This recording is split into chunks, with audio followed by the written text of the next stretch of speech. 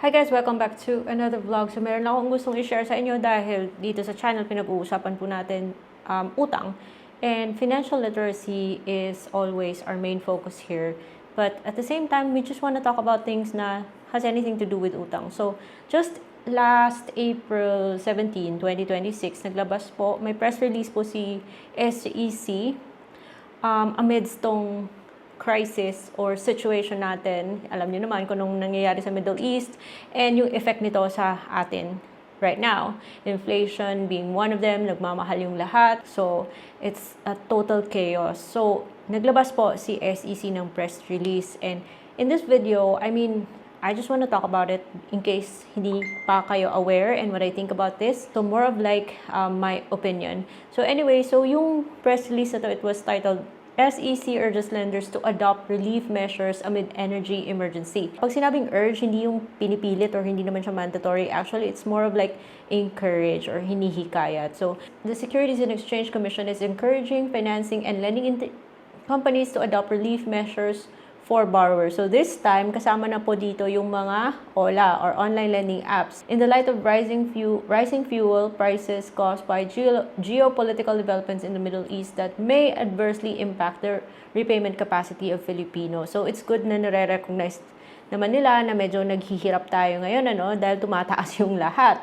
And syempre, kapag tumataas yung lahat, eventually, mahihirapan tayo sa pagbayad ng ating mga obligations, which eventually maapektuhan yung ating credit score, credit history, kung makakautang pa tayo, but yung mga ganun, kaya natin yan pinag-uusapan. And by the way guys, gusto ko lang i-plug in, this is not a sponsored video, but this video is sharing is caring lang po, and I wanna share my thoughts about this, kasi hindi naman puro OLA yung like apps yung pinag-uusapan. Anything that has anything to do with utang. Also guys, I'm also wearing a shirt from Levi's, and kita ba yung logo?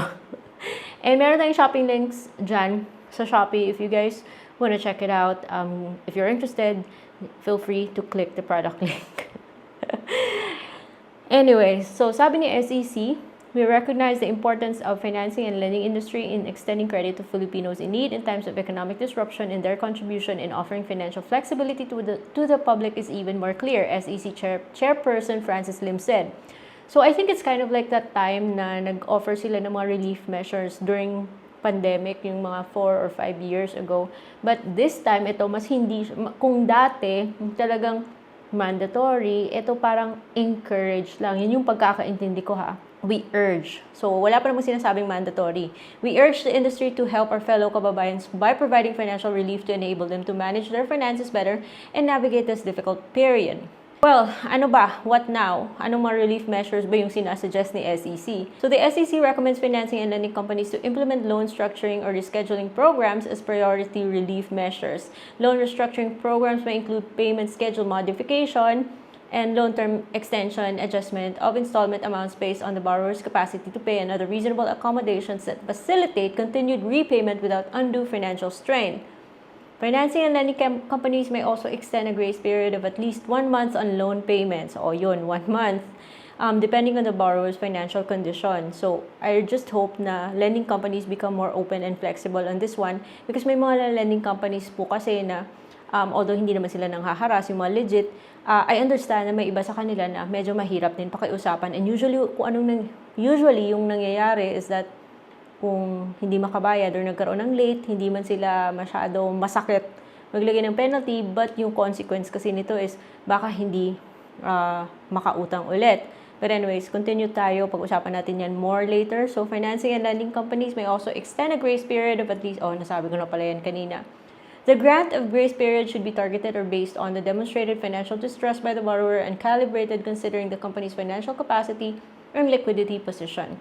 Financing and lending companies are likewise encouraged, that's the keyword, to waive or refrain from imposing penalties, surcharges, and similar charges. Yan, ito yung maganda. But again, hindi siya mandatory, guys. It's just urged, hinihikayat, encouraged. And similar charges consistent with fair and reasonable lending practices during the grace period. So, proportionate capacity-based application, financing and lending companies are encouraged to adopt a proportional approach in implementing relief measures on their own financial capacity, including their total assets. Okay, I think you can read more on that part na, but wala pa akong na-notice na lending or OLA na yung openly nag-offer ng ganito. Wala pa. Or maybe because it's too early. And para sa akin, if kaya lang naman i-follow yung schedule, I would always go for i-follow lang yung schedule as much as possible. Kasi hindi man to na state, but there's a possibility na, for example, nag-avail ka ng mga relief measures na to, baka, maapektuhan naman yung ability mo na magkaroon ng increase ng credit limit, tataas yung credit score, kahit na hindi man ito ma-hurt yung credit history mo. But given na meron kang record na nag-avail ka ng relief measures, maybe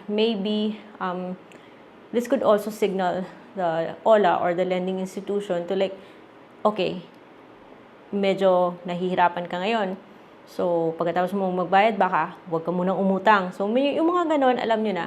So, as much as kaya, I think it would be nice na huwag munang i-avail yung relief measures. I think these relief measures are for those talaga na yung talagang kailangan, okay?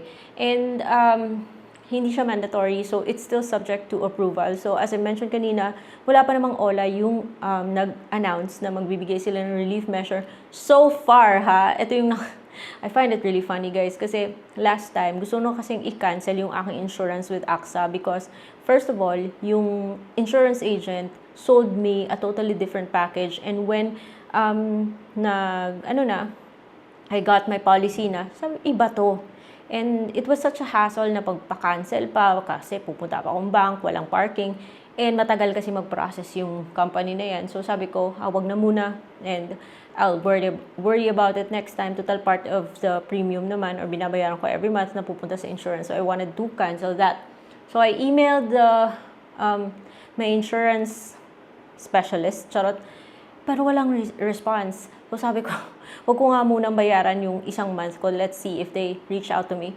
And so far, yung response that I got from them is yung extension of payment. So basically, dinedman nila ako sa request kung magpapakancel ako ng policy. Wala man lang sabi na hindi ka pwede mag-cancel, you have to wait for maturity bago ka mag-cancel. Walang ganun. Yung reply sa akin, I have so and so to pay for the missed monthly payment. So, yun pa lang so far yung na-receive ko. Wala pa akong update from my bank, BDO, even after naglabas si SEC ng press release na they're urging banks to ease, follow relief measures for loans.